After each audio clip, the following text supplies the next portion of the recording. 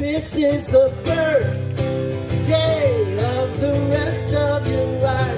This is the first day of the rest of your life. 'Cause even in the dark, you can still see the light. It's gonna be alright. Yeah, it's gonna be alright. And love will hold us together, make us a shelter to weather the storm. And I'll be my brother's keeper, so the whole world will know that we're not alone.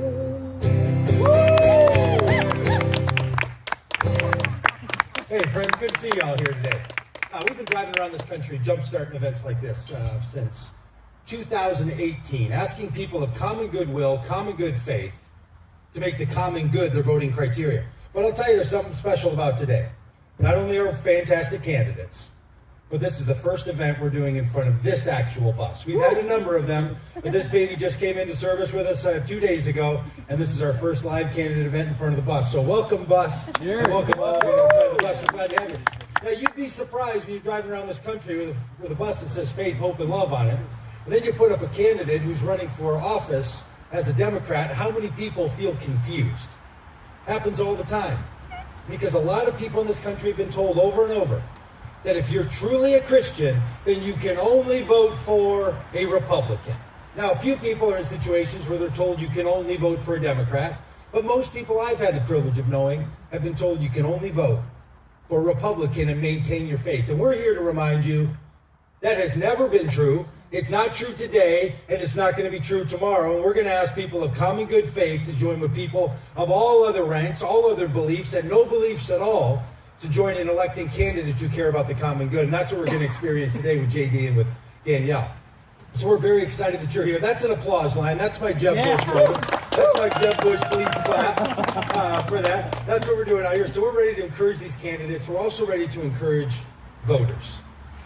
Because we all know people who feel stuck. Now look, we can spend a lot of time talking about the top of the ticket. We've been doing it since 2018. That old Donald Trump says all kinds of things that just don't sit well with our souls. There's things he's up to, things he's saying, things he's doing which are really harmful. I feel like we already lived through 4 years of what a Donald Trump administration would look like, and I don't want us to go back. We have a nice little shirt over there that borrows a line that says, we're not going back if we can do anything about it. So we don't want to go back to that. We can spend all day reminding you about Donald Trump, the stuff that he says. We could remind you about the things that he says about other Republicans. We could remind you about the things he says about other Americans. We could remind you about the things he says about other people in other places in the world. We could remind you that he believes that Haitians are eating people's pets. This is a man who has no business with the power of the presidency. But look, we're not going to spend all day telling you about Donald Trump. The man is like a self-cleaning oven. He does all the work for you. So we don't have to stand here and explain to you the problem with Donald Trump. You see it because he's willing to share it with you. And we're frankly not even here to remind you how incompetent and unable to lead this country that man is. We're here to remind you how good you are. And we want you to remind your neighbors how good they are. Because when it really comes down to it, voting is not only about the candidate that we pick. Voting for a lot of people feels like a reflection on themselves. And there are a lot of people who've said, I've always voted Republican my whole life. They'll say things like, I'm a Christian first, a conservative second, and a Republican third. You know any people like that? Yeah, we all know people like that. You know what I like to say to my friends like that? Then please join Mike Pence and do not vote for Donald Trump in the next election. Because Mike Pence was really proud of that. And he was as close as you could be in a work environment with the man, and he said no. But it's not just the top of the ticket. I'm not even going to spend any time reminding you about J.D. Vance. That poor man has no business being a senator in Ohio or being a vice presidential candidate. We won't spend any time on him. We're going to talk to you about Georgia. And we're not even going to talk to you about Georgia. We're going to talk to you about Georgia being the swingiest state in the union. And you are in one of the swingiest areas in the swingiest states.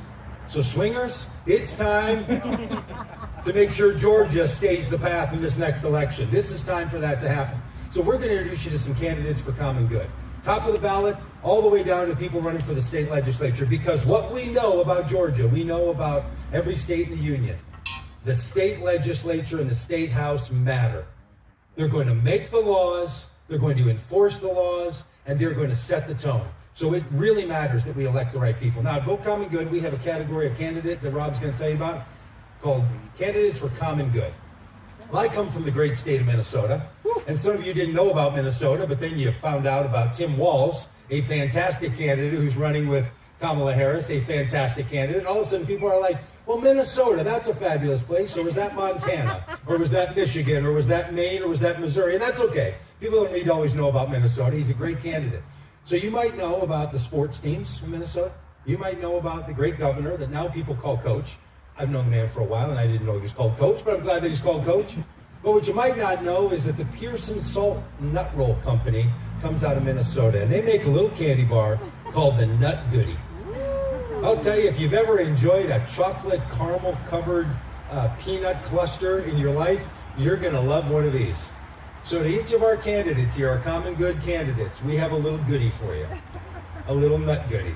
Now, I've been trying to push the nut goodie on our political organizer, Rob Ryerson, for a couple of years now, and I finally got him to give in by not telling him I was going to do that. So for each one of these, each pocket is full of a nut goodie for each one of you. So we're glad that you're running. We hope that you have a sweet race. We hope you get someday when you need a little something sweet and a little something salty and a little something tasty, you're going to dig down deep and make that your campaign. Because you know what people love?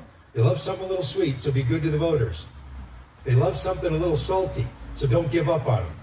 Always lean in. And they love something tasty.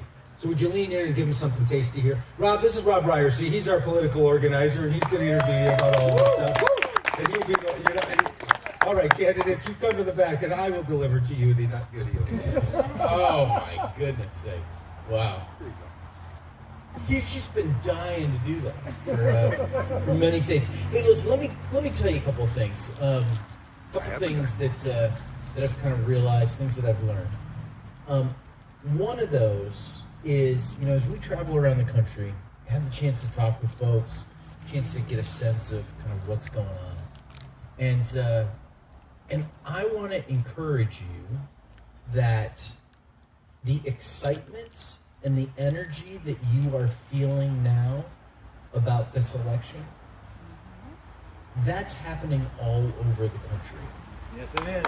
Yeah. There's some folks that have that sense of like, I don't know, like, I'm not sure if everybody else feels this way. I'm not sure, you know, I don't know, maybe it's just me. I don't want to get my hopes up too much. I don't want to be disappointed. I don't want to feel like I did on Election Day 2016 again. All of that stuff. I just want to encourage you that thing that you're feeling, people are feeling that way all over the country. In Pennsylvania, Michigan, Wisconsin, Arizona, and states like Arkansas, where I'm from. It reminds me a little bit of the movie Monsters, Inc. Do you remember Monsters, Inc.? Yeah, totally. Great movie. Great movie. It's Monsters, Inc. Basic idea is that there is like a big evil corporation that wants to power things, and the way they power their endeavors is by scaring the kids. And so they employ monsters that scare the kids, and this big evil corporation turns the fear into energy, turns the fear into power. And there's, so they go through this whole process of training new monsters to be a part of this endeavor. And there's one monster, Sully, who doesn't want to scare the kids. He wants to make the kids laugh. And they realize at one point near the end of the movie that when he makes the kids laugh, it actually produces more power than the fear does. We've lived with a lot of fear in our politics. That's one of the good honks. We can tell the good honks from the bad honks. That's a good honk. We've lived with a lot of fear in our politics that has powered a lot of what our political conversation's been around our country. I think we're learning right now, we're waking up to the realization that joy laughter, optimism is much more powerful. Faith, hope, love, much more powerful than the fear. And it's not just you feeling that way. There's people all over the country that feel that way. And a big part of that is because we've got great candidates. It's really amazing what an exciting candidate can do for people. And so I want to give you the opportunity to hear from a couple of those great candidates. Candidates for common good. Candidates that have said that, hey, listen, when I get elected, I'm going to use the common good as my governing criteria. It's going to be the thing that matters to me most. Not what's in it for me, not what's in it for my party, not what's in it for my rich donors. I'm going to do what's best for everybody as much as I possibly can. And we have hundreds of candidates for common good around the country. And two of them happen to be right here in this district, in this area. And so first up, running for the state senate, J.D. Jordan. J.D., come on up and tell us a little bit about yourself and your campaign and why you're in this thing. Well, hey everybody. This is actually a bit surreal. The first time I ever spoke anywhere as a candidate was on this lawn at a Cherokee County Democrat event a little over a year ago. But part of why I'm really excited to have been endorsed by Vote Common Good. Many of you know that I am myself an atheist. And when we first spoke, that was something I was nervous about. I didn't want it to be, I didn't want it to look like I was trying to take advantage of something. I didn't want to be disingenuous. But I do have very observant religious children, and I encourage them in that. If it's what they want, and if it's what they need, and if that's what the choice they make for themselves, then that's the choice that I'm going to support for them. And I think there's something in that, not to brag on my own parenting too much, right? But that I think we could benefit from at the government level as well, which is we live in a pluralistic society where there's lots of different ways to think, and there's lots of different ways to feel, and there's lots of different ways to believe. And it's not the place for the government to say that any one of those ways is right or wrong over the other. I think often, I have a graduate degree in history, and I really enjoy philosophy, and I often think of these two quotes, one of which you guys will know well and one of which maybe you won't. And the first is from the Stoic philosopher Epictetus, who reminds us that we are each and only ever responsible for ourselves, right? We cannot control what other people do. You can't control the past. You can't control the future. You can only control yourself right now. It's very zen, right? And then the other is, of course, from Matthew, where Christ tells us that we should treat others as we would like to be treated ourselves. And I think there's a guiding principle for government right there, which is to acknowledge that we are each only given a very finite scope of control, and within that very finite scope of control, we should treat people the way that they should be treated, right, and the way that we want to be treated. And so if I could close something, I actually was driving over this morning and I was thinking about the last time I was at a church, which is not that long ago, actually. As a candidate, you get to go to visit churches. And my political director for my campaign, Noel Heatherland, who's a really spectacular person, they and I went and visited a Lutheran evangelical church down in Atlanta, and they said something that has stuck in my brain since that day, which is there are people out in the world, politically and socially at every level, who hate people they have never met. And so if someone else can hate someone they've never met, I'd rather do the opposite and love people I've never met. And I think that's the first step in having that empathy that leads to being a good neighbor and hopefully being a pretty badass legislator. So thank you guys for coming out to Cherokee County and giving us a platform. And I know Danielle and I are both super thrilled to be in here today.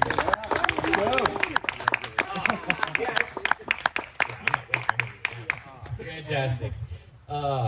Thank you, JD. Listen, what happens in Georgia doesn't stay in Georgia. Do you know that? That's why state legislative races matter, because all across the country, state legislatures have become like laboratories for bad ideas.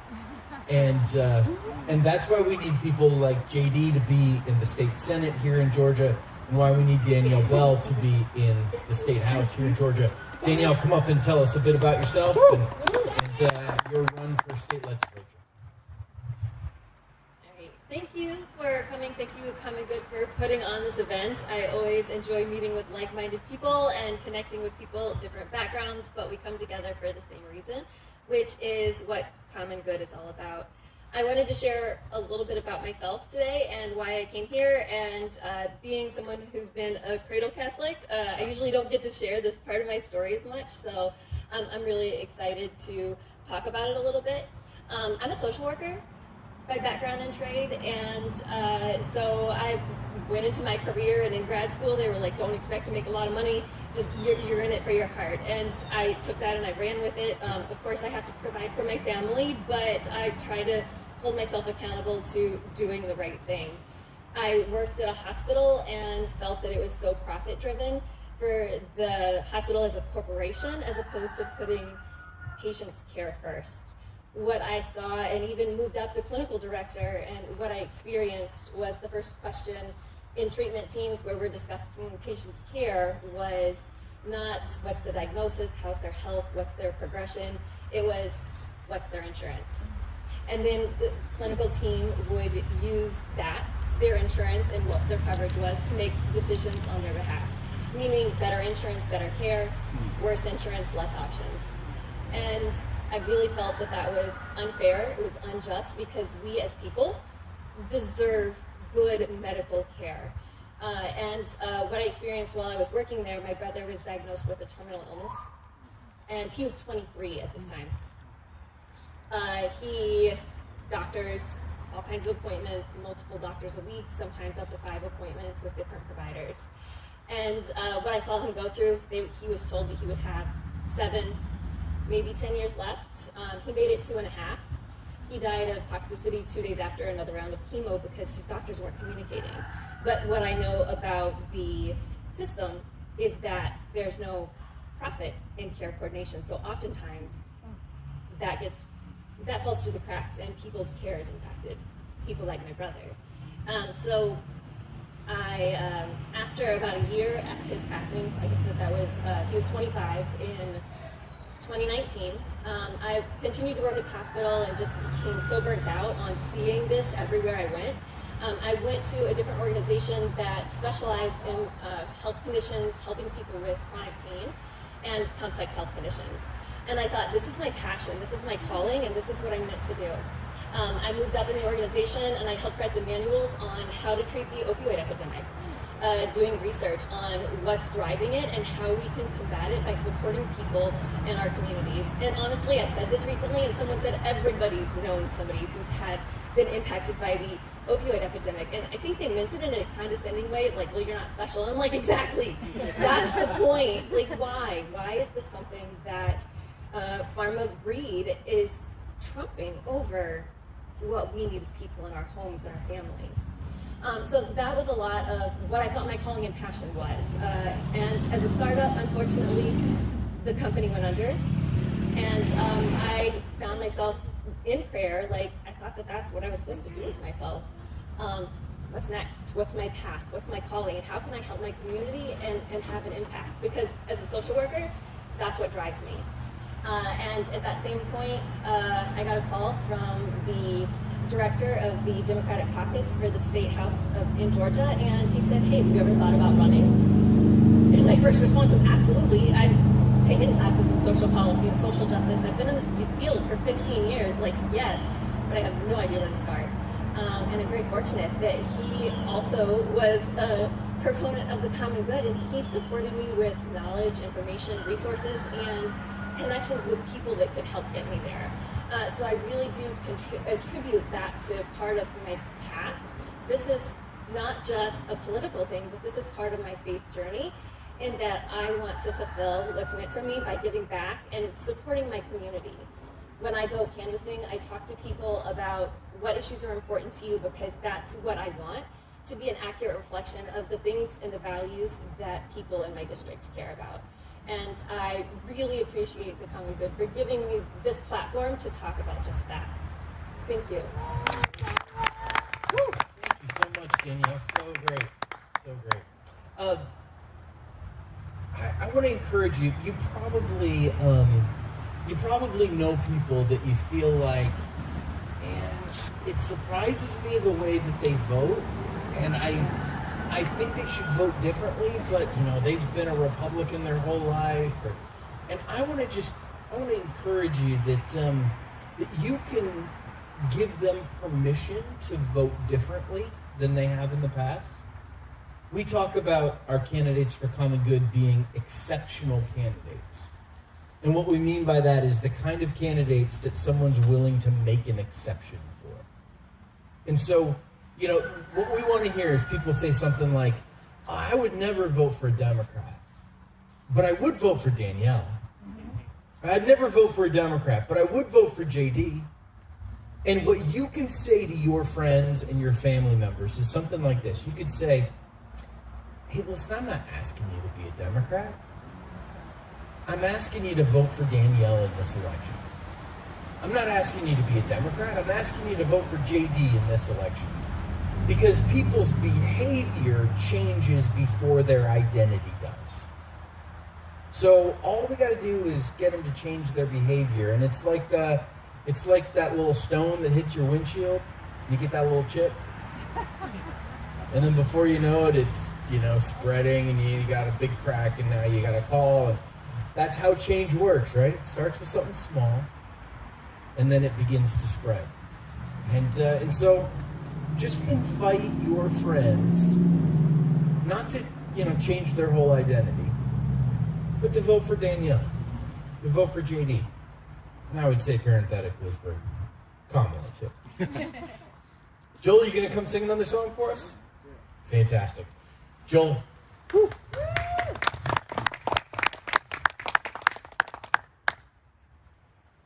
That's beautiful. Thank you for sharing your story, your heart.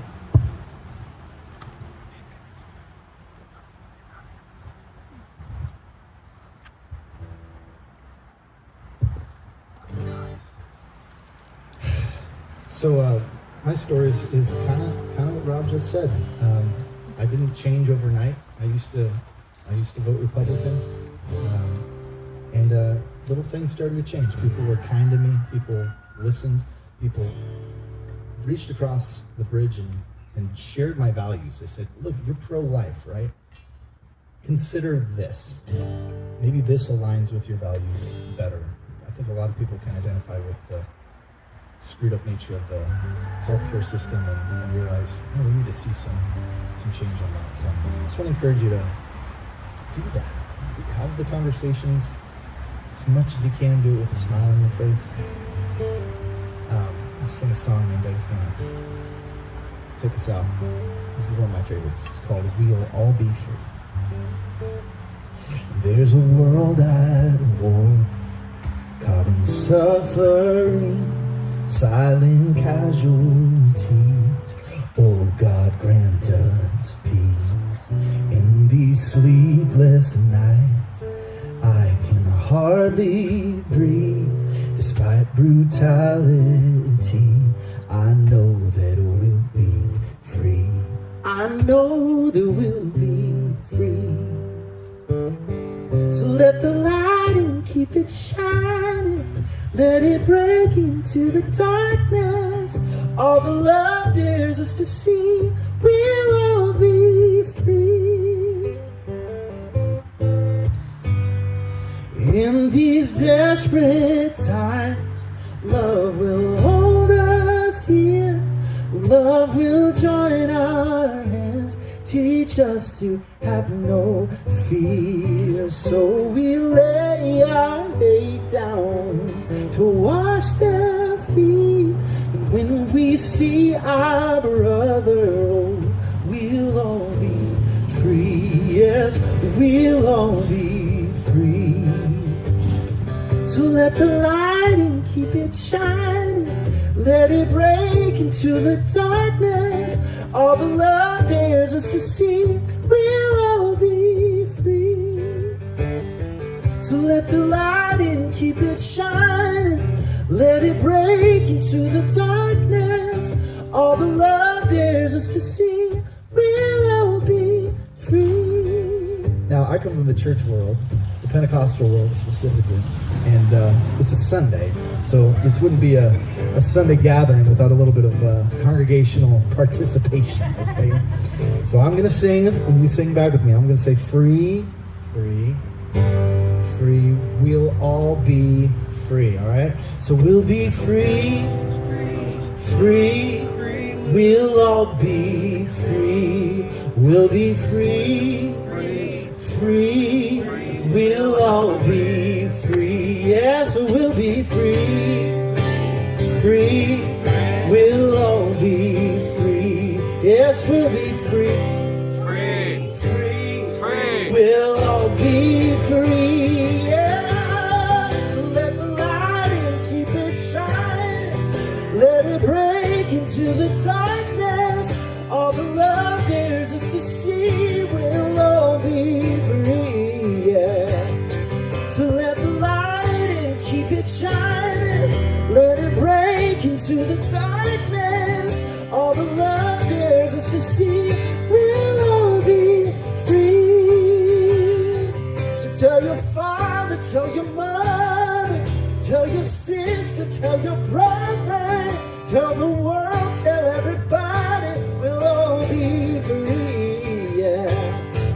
Tell the lovers, tell the haters, tell the prisoners, tell the jailers, tell yourself, tell everybody. We'll all be free, yes, we'll all be free, and we'll be free, free. We'll all be free. Come on, choir, we'll be free, free. We'll all be free. Well done. Hey, y'all. Thanks for being here. Now, we didn't want to just come here and faith, hope, and love you and then leave you. So we'd like to take you with us if you're up for it. There's a couple ways we'd like to do that. One is maybe to see these signatures on the bus. We'd love you to put your name on the bus. We want you on that bus with us. Put your signature. Maybe you want to write a little note. Maybe you want to write a little salutation. The other side hasn't even been touched yet. These people just started signing this morning. So there's some fresh places for you.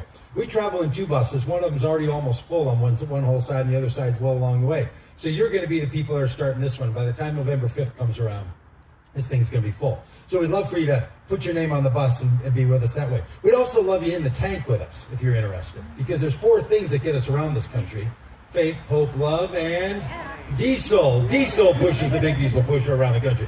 So any donation you make to Vote Common Good goes right into the tank. Any donation you make to Danielle or you make to JD goes to help their campaigns. But if you're interested in pushing this thing down the road, make any donation, stuff over at the table. We'd love you to take a hat, a shirt, a button, one of those cute little Kamala hats. And just for your friends that aren't sure how to pronounce the next president's name, you can just give them that little indicator. So if you want any of that stuff, take it with you, all the rest of it.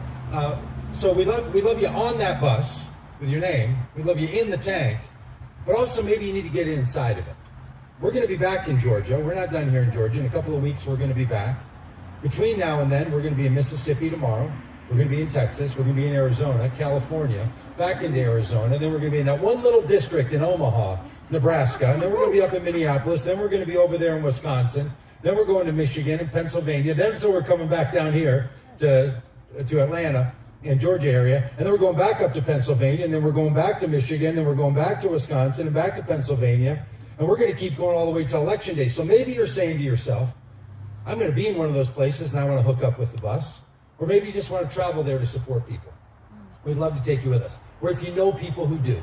So follow us online, follow the people where we're going, the people that you know, ask them to come and join us, to meet other great candidates running for Senate, running for Congress, running for the legislatures. Hopefully they're going to meet somebody running for the president of these United States at a rally that we're doing. So we'd love for you to do that and invite them to join us. Feel like you're on the bus.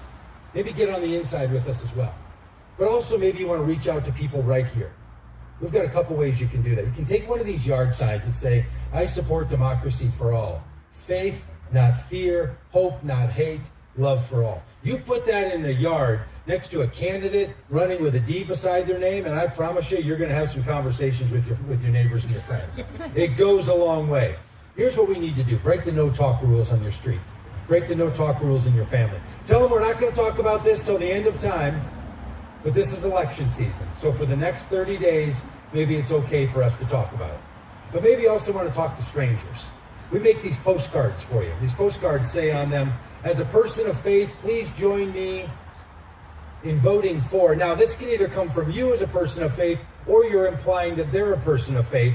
As a person of faith, please join me in voting for love, joy, peace, patience, kindness, gentleness, self-control. Pretty good set of words, right? Some of you know where those come from. It's almost on the money. And for Harris Walls, and then on the back you could write, and for Danielle Bell, or for JD. Then you put a stamp on it and an address. Now you might be saying, well, who am I going to mail them to? I don't know, maybe you know friends that you can send them to. But even better than that, we'd love to send you 15 names of Republican voters in this district. 15 names of people that we know are Republicans and are faith voters and have voted in the last 2 elections. And you land one of these in their mailbox. And then they start hearing about candidates. And then they start seeing yard signs. And then they start seeing things on the news. And then they start listening to their own heart and they think, maybe that little prod, maybe that little thing. Have you ever gotten a handwritten postcard from anybody? It almost doesn't matter who it's. If it's not the fake ones and the people that want to redo your windows, you know, those people always send them and you can tell they're fake. Make sure they know that they're real. So if you want one of these, go to the back there, take 15 cards, and then give us your name, and we'll email you a list of 15 names that you can mail these out to people. So I'd love for you to feel like you're part of this. We feel like we're part of this effort. JD, Danielle, thank you for letting us be part of it. We'd like to be in your nut goody brigade, and we'd love to encourage you. We hope you feel like you're part of it. If you know people in Mississippi, that's where we're heading. Look at our schedule. Let them know we're coming. And please come and join us. And thanks so much for being here. And if you've yet to meet Danielle, please say hello. And if you already know JD, then be sure. Or if you don't know JD, then be sure to say hello to him too. So thanks so much for being here. And we're going to be hanging around for a little bit. And then we've got to drive all the way to Montgomery, Alabama tonight. So we've got stuff to do. So thanks for being with us today.